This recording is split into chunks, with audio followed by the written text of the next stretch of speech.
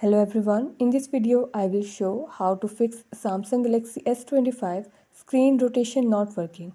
Before starting this video, please press the bell icon or do subscribe this channel. Let's start our video without wasting any time.